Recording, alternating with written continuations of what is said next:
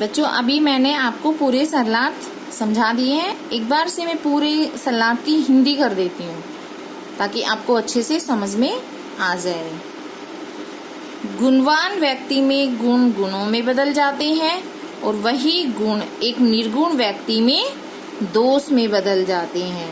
वैसे ही मीठी नदियों का पानी समुद्र में जाकर पीने योग्य नहीं रहता, अर्थात वह पानी कैसा हो जाता है, खारा हो जाता है। गुणवान व्यक्ति में गुण गुणों में बदल जाते हैं और वही गुण एक निर्गुण व्यक्ति में दोष में बदल जाते हैं। वैसे ही मीठी नदियों का पानी समुद्र में जाकर पीने योग्य नहीं रहता, अर्थात वह पानी खारा हो जाता है। अगला है, साहित्य और संगीत की कला के बिना मनुष्य किसके समान है, पशु के समान है, जो बिना पूंछ और सींग के घास न खाता हुआ भी जीवित रहता है। यह उन पशुओं का परम सौभाग्य है, अर्थात ऐसे मनुष्य से तो पशु भी अच्छे हैं। जिस मनुष्य को साहित्य और संगीत की कला का ज्ञान नहीं है, ऐसे मनुष्य केवल पशु के समान है, जो बिना पूंछ और बिना सींग के घास न खाते हुए भी जीवित रहते हैं। यह उन पशुओं का परम सौभाग्य है, अर्थात ऐसे मनुष्य से तो पशु भी अच्छे हैं। तीसरा है, लालची व्यक्ति का सम्मान नष्ट हो जाता है, चुगलखोर व्यक्ति की मित्रता नष्ट हो जाती है, काम न करने वाले का परिवार नष्ट हो जाता है, स्वार्थी व्यक्ति का धर्म नष्ट हो जाता है, बुरी लत वाले की विद्या का फल नष्ट हो जाता है, और जिस कंजूस व्यक्ति का सुख नष्ट हो जाता है, और जिस राजा का मंत्री बुरे कामों में लीन हो, उस राजा का राज्य नष्ट हो जाता है।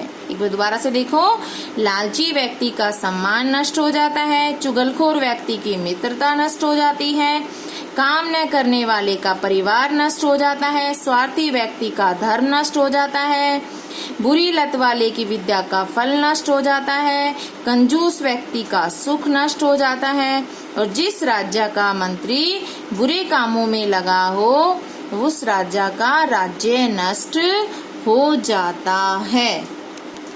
नेक्स्ट है, पित्वा रसुतम कटुकम, मधुमक्खी केवल मीठा और कड़वा रस पीकर भी केवल मीठा शहद ही बनाती है। मधुमक्खी मीठा और कड़वा रस पीकर भी केवल मीठा शहद ही बनाती है। उसी प्रकार जो सज्जन व्यक्ति होते हैं, अच्छे पुरुष होते हैं, वो अच्छी और बुरी बातों को सुनकर भी केवल अच्छी बातों का ही निर्माण करते हैं, अर्थात वो केवल अच्छी बातें ही बोलते हैं। अगला है, जो मनुष्य परिश्रम को छोड़कर भाग्य का सहारा लेते हैं, कि परिश्रम करते नहीं है और भाग्य का सहारा लेते हैं, भाग्य के भरोसे बैठे रहते हैं, ऐसे मनुष्य की हालत उस महलों में रहने वाले शेर की तरह हो जाती है, जिसके सिर पर तो ही कौवे ही बैठते हैं, अर्थात उस शेर का कोई वजूद नहीं होता, उसको देखकर उसको सब अनसुना कर देते हैं। उसी प्रकार ऐसे मनुष्य की भी हालत उसी शेर की तरह हो जाती है, जिसका कोई वजूद नहीं होता। फिर आता है कि जो पेड़ है वो हमें फूल, पत्ते, फल, छाया, जड़, छाल और लकड़ियां देते हैं। तो ये कहते हैं कि जो पेड़ों की शरण में आ जाता है वो लोग धन्य होते हैं, और ऐसे लोग कभी भी खाली हाथ वापिस नहीं जाते, अर्थात पेड़ उनकी हर इच्छा को पूरा करते हैं। तो पेड़ हमें फल, फूल, फल, छाया, जड़, मूल, छाल, लकड़ियां देते हैं, और धन्य होते हैं वे लोग जो पेड़ों की शरण में आकर भी कभी खाली हाथ नहीं लौटते। फिर अगला है कि हमें आने वाली मुसीबत का, कि अगर हमारे ऊपर कोई संकट आ रहा है तो हमें उसका समय से पहले ही उसका निवारण कर लेना चाहिए। फिर कहता है कि अगर घर में आग लग जाए, इसने उदाहरण दिया है कि उसका अगर हमने निवारण नहीं किया तो अगर घर में कोई आग लग जाती है तो बाद में कुआं खोदने से क्या लाभ। ठीक है, तो हमें भी आने वाले संकट का समय से पहले उसका निवारण कर लेना चाहिए। ठीक है बच्चों, समझ में आ गया होगा। अब आपको इस पाठ के शब्दार्थ, ठीक है, आपको शब्दार्थ आपको ये फेयर नोटबुक में लिखने हैं।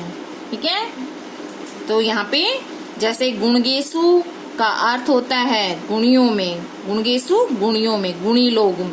स्वादुतोया, स्वादुतोया होता है स्वादिष्ट, स्वादिष्ट मतलब मीठा जल। परभवंती, परभवंती मतलब निकलती है। यहाँ पे दो दो अर्थ दिए हुए हैं, आपको एक एक अर्थ लिख लेना आपकी नोटबुक में। यहाँ पहले आप बीच में लाइन डालोगे और फिर आप ये शब्दार्थ करोगे। समुद्र आसाद, समुद्र में मिलकर, मिलकर या पहुंचकर। विषाणहीन, विषाण मतलब सींग के बिना, हीन मतलब बिना, सींग के बिना। खादन अपी, खादन अपी मतलब खाते हुए भी। जीवमान, जीवमान जिंदा रहता हुआ। पिसुनस्य, पिसुनस्य चुगलखोर, चुगलखोर कौन होता है? जो चुगली करता है दूसरों की। वैसनीन, वैसनीन का अर्थ है बुरी लत वाले की। नराधिपस्य, नराधिपस्य मतलब राजा का। अगला है जनयेत मधुमक्षिका असौ, जनयेत मधुमक्षिका असौ, यह मधुमक्खी पैदा करती है, पैदा करती है अर्थात या निर्माण करती है, दोनों में से कोई भी लिख सकते हो। यह मधुमक्खी निर्माण करती है। संत तथा एव, वैसे ही सज्जन। सृजंती, सृजंती मतलब निर्माण करते हैं। वायशा, वायशा होता है कौवे। वलकल, वलकल पेड़ की छाल। दारूभी, दारूभी का अर्थ है लकड़ियों द्वारा। महिरुहा, महिरुहा वृक्ष या पेड़। कूप खननम, कुआं खोदना। वहीना, वहीना मतलब अग्नि द्वारा, अग्नि या आग द्वारा। तो ये है शब्दार्थ। ठीक है, फिर है ये श्लोकासेषु ऋक्स्थानी पूर्यते। तो ये आपको श्लोक में से देखकर आपको इनको पूरा करना है। तो आप ये खुद से पीछे आप अपनी बुक में से देखोगे और फिर इसको पूरा करोगे। समुद्र आसाद, भवन्ते पेया। ठीक है, तो इनको आपको कंप्लीट करना है। आपके पास बुक होगी और बुक में से आपको इसको पूरा करना है। फिर है सेकंड क्वेश्चन। सेकंड, प्रश्नानि उत्तराणि एक पदेन लिखत, एक पद में लिखना है अपना आपको। वैसनीन किम नश्यति, वैसनीन, वैसनीन मतलब बुरी लत वाले का क्या नष्ट हो जाता है। तो उसमें कहा था कि बुरी लत वाले की विद्या का फल नष्ट हो जाता है। तो यहाँ पे क्या आएगा? विद्या धनम। क्या आ जाएगा? विद्या धनम। कस्य यश नश्यति, कस्य, कस्य मतलब किसका, यश मतलब सम्मान नष्ट हो जाता है। किसका सम्मान नष्ट हो जाता है? लुब्धस्य, लुब्धस्य मतलब लालची व्यक्ति का। मधुमक्षिका किम जनयति, मधुमक्षिका क्या पैदा करती है? माधुर्यम, माधुर्यम मधुरता या मतलब मधुरता का यहाँ अर्थ है मीठा शहद, मीठा शहद पैदा करती है। अगला प्रश्न है मधुर सुक्त रसम के सृजंती। मधुर, मधुर मतलब मीठे, सुक्त रसम मीठे शब्दों का निर्माण कौन करता है? तो हमने पढ़ाया है आपको अभी श्लोक में कि मीठे शब्दों का निर्माण संत करता है। तो यहाँ पे क्या आ जाएगा? संत है। मधुर सिक्तृसं संत सृजन्ति, आर्थिन के भय विमुखा न यान्ति। तो इसमें बताया है, इसका अर्थ है कि आर्थिन मतलब मांगने वाले, के भय मतलब किससे, विमुख मतलब विमुख नहीं होते हैं, मतलब कौन मांगने वालों को निराश नहीं करते हैं, तो वृक्ष भय, तो वृक्ष मांगने वालों को निराश नहीं करते हैं। ठीक है, अगला प्रश्न है अधोलिखित तद्भव शब्दानाम कृते पाठात चित्वा संस्कृत पदानि लिखत। नीचे लिखे गए तद्भव शब्दों को आपको संस्कृत में लिखना है, मतलब हिंदी के शब्द हैं और आपको संस्कृत में इनको लिखना है। जैसे कंजूस, कंजूस को क्या कहते हैं, कृपण कहते हैं, कृपण। कड़वा, कड़वा कटुकम, कड़वा कटुकम। पूछ, पूछ को पुच्छ। लोभी, लोभी को लुब्ध, लुब्ध, लुब्ध मतलब लालची या लोभी। मधुमक्खी, मधुमक्षिका, मधुमक्षिका। तिनका, तिनका तीर्णम, तिनका का क्या अर्थ है, तीर्णम, तिनका को तीर्णम कहते हैं संस्कृत में, तीर्णम। ठीक है, फिर है अधोलिखित वाक्येषु क्रियापदम च चित्वा लिखत। तो इसमें आपको कर्ता और क्रिया लिखना है। ठीक है, जैसे यहाँ पे संत है कर्ता और सृजन्ति है यहाँ पर क्रिया। निर्गुणम प्राप्य भवन्ति दोषा, निर्गुण, निर्गुण व्यक्ति को दोष में प्राप्त हो जाते हैं। निर्गुण को जो दोष है, जैसे गुण है वो निर्गुण व्यक्ति में प्राप्त होने पर किसको में बदल जाते हैं, दोष में बदल जाते हैं। तो यहाँ पर निर्गुण है, निर्गुणम है यहाँ पे कर्ता और भवन्ति है यहाँ पर क्रिया। गुणगेसु गुणा भवन्ति, गुणगेसु गुणवान व्यक्ति में, गुणगेसु गुणवान में, गुणों में भवन्ति मतलब होते हैं। तो यहाँ पे गुणगेसु हो गया कर्ता और भवन्ति क्रिया।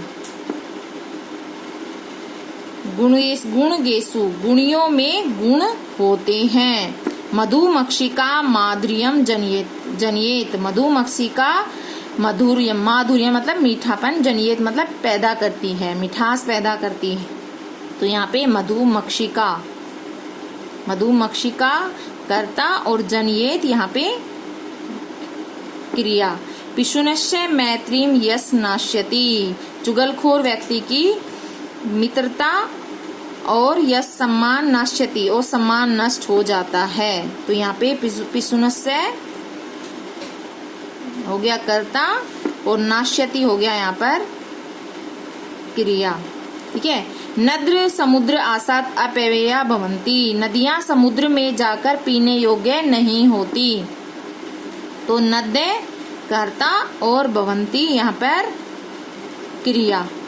ठीक है, फिर है रेखांकित तानि पदानि आधृत्य प्रश्न निर्माण कुरुते, प्रश्न निर्माण करना है आपको।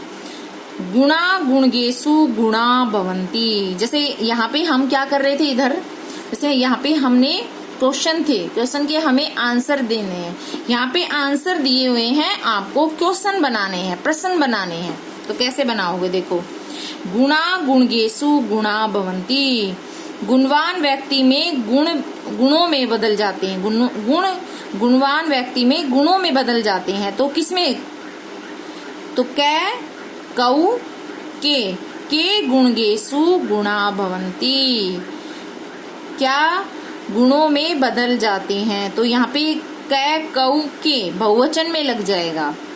ठीक है, क्योंकि यहाँ पे गुणा है वो बहुवचन में है, तो यहाँ पे के लगेगा। नद्य सुस्वादु तोया भवन्ति, नदियां स्वादिष्ट होती हैं। क्या स्वादिष्ट होती हैं, तो यहाँ पे नद्य, नद्य मतलब नदियां। का यहाँ पे का इसलिए आया क्योंकि जो नदियां हैं वो स्त्रीलिंग होती हैं। तो का के का इसमें बहुवचन हो गया का। लुब्धस्य यश नश्यति, लुब्धस्य लालची व्यक्ति का सम्मान नष्ट हो जाता है। किसका सम्मान नष्ट हो जाता है? कस्य, कस्य मतलब किसका। मधुमक्षिका माधुर्यमेव जनयति, माधुर्यम एव जनयति। मधुमक्षिका मतलब माधुर्य, मधुरता कौन पैदा करता है? का मतलब कौन, तो कौन पैदा करता है? मधुमक्षिका, तो का हो गया। स्त्रीलिंग है इसलिए यहाँ पर का आया। अगर यहाँ पे पुल्लिंग होता तो यहाँ पर कै आता, तो यहाँ पर का आ गया। तस्य मूर्घिने तिष्ठन्ति वायसा, किसके सिर पर कौवे ना, उसके सिर पर कौवे बैठते हैं। तो कोई कहे कि वह कहाँ, कौवे कहाँ बैठते हैं? के, कै कौ के बहुवचन हो गया, तो सिर पर बैठते हैं। कौवे कहाँ बैठते हैं? कौवे उसके सिर पर बैठते हैं, तो यहाँ पे आ गया के। ठीक है, फिर है उदाहरणानुसारम पदानि पृथक कुरुते। समुद्र आसाद, समुद्र आसाद यहाँ पे अलग अलग करना है। देखो समुद्रम, समुद्रम प्लस आसाद, हमने इसको अलग किया, संधि विच्छेद किया। ठीक है, तो यहाँ पे समुद्रम आसाद ये हो गया इसका विग्रह। अगला है माधुर्य मेव, तो इसको हम माधुर्यम, माधुर्यम प्लस एव अलग हो गया, कर दिया इसमें हमने, पृथक करना है। तो माधुर्यम प्लस एव, अल्पम एव, अल्पम प्लस एव, सर्वम एव, सर्वम प्लस एव, देव, देवम एव, देवम प्लस एव, महात्मा नाम प्लस उक्ति, महात्मा नाम प्लस उक्ति, महात्मा नाम उक्ति। फिर है विपदाम, आदा वेव, आदा वेव। आपने संधि आपने 6 में पढ़ी है, 7th में भी पढ़ी है, उससे पहले भी आपने संधि पढ़ी होगी। तो ये इनका विच्छेद किया गया है। ठीक है, जैसे माधुर्यम यम और ए लगा दिया एव। ठीक है, तो इस तरह हमने इनको अलग अलग किया, संधि विच्छेद किया। तो ये आपके अभ्यास है बच्चों। आपको जितना भी मैंने अभी ये शब्दार्थ कराए हैं और अभ्यास कराया है, ये सारा आपको फेयर नोटबुक में लिखना है। ठीक है, आपको जितना भी अभ्यास है सारा आपको नोटबुक में लिखना है। ठीक है, अभी मैं बता देती हूँ कौन कौन से क्वेश्चंस, आंसर क्वेश्चंस आपको फेयर नोटबुक में लिखने हैं। बेटा ये फर्स्ट क्वेश्चन है, ये तो जैसे आपके लिख दिया पाठ्यतदानाम पदानाम सस्वर वाचन करूता, ये तो आपको वैसे भी नहीं करना। ठीक है, इसको सस्वर में अपने गाना है, ये आपको नहीं करना है। मैं टिक लगा, जो आपको करना है उस पर टिक लगाऊंगी, जो नहीं करना है उस पर कट लगा दूंगी। और यहाँ पे श्लोक से सुरिक स्थानीय पूर्यत है, ये भी आपको केवल बुक में करना है, फेयर नोटबुक में नहीं करना है, तो ये आपको नहीं करना है। फिर है थर्ड, ये आपको प्रश्नाम उत्तराणी एक पदेन लिखत, ये आपको फिर नोटबुक में लिखना है। ठीक है, अब है प्रश्न 4। प्रश्न 4 ये संस्कृत हिंदी के शब्द हैं और इनको संस्कृत में, ये भी आपको नोटबुक में लिखना है, फिर नोटबुक में। ठीक है, क्वेश्चन 5 ये भी आपको फिर नोटबुक में लिखना है। फिर है प्रश्न 6। प्रश्न 6 रेखांकित पदानि आधृत प्रश्न निर्माण कुरुते, तो ये भी आपको फिर नोटबुक में लिखना है। और प्रश्न 7 ये सभी आपको जितने भी मैंने टिक लगाए हैं ये आपको सभी फेयर नोटबुक में लिखने हैं। इस चैप्टर के शब्दार्थ, अभ्यास और इसके सरलार्थ, ये सभी, ये आपका पाठ पूरा हो गया है। और आपको ये सारा काम सुंदर सुंदर राइटिंग में फेयर नोटबुक में लिखना है। ठीक है। वर्ड मीनिंग जब आप लिखोगे तो उसमें आप लाइन छोड़ के लिखना है, ठीक है। ये भी जैसे शब्द मैं अभी आपको एक बार लिख के बता दूंगी पीडीएफ में कि कैसे आपको लिखना है, वैसे ही आपको सुंदर सुंदर राइटिंग में आपको काम करना है, ठीक है बच्चों। आपके समझ में आ गया होगा, ठीक है।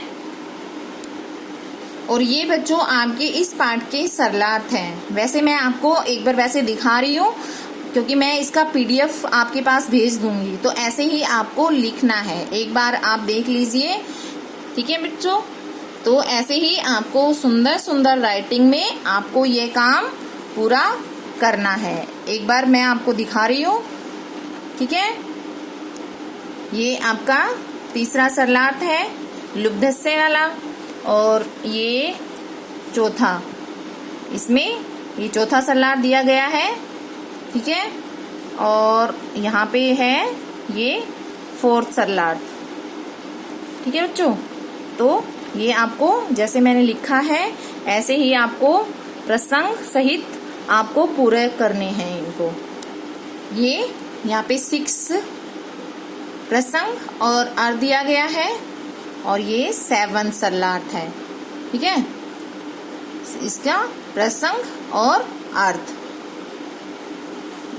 आपको अभी मैंने सारा समझा दिया है, ऐसे ही आपको लिखना है। मैं इसको सारा पीडीएफ अभी आपके पास भेज दूंगी, और जैसे मैंने काम किया है वैसे ही आपको काम करना है। और बेटा मैं आपको अब मेरे फ़ोन नंबर मैं पीडीएफ में भेज दूंगी। अगर आपको कोई भी किसी प्रकार का डाउट होता है, कोई भी दिक्कत होती है, तो आप मुझे कॉल करके बता सकते हो, ठीक है। आप मेरा नंबर सेव कर लेना, और अपनी कोई भी प्रॉब्लम होती है, कोई भी आपको कुछ समझ में नहीं आता है, तो आप मुझे बता देना, ठीक है बच्चों। धन्यवाद।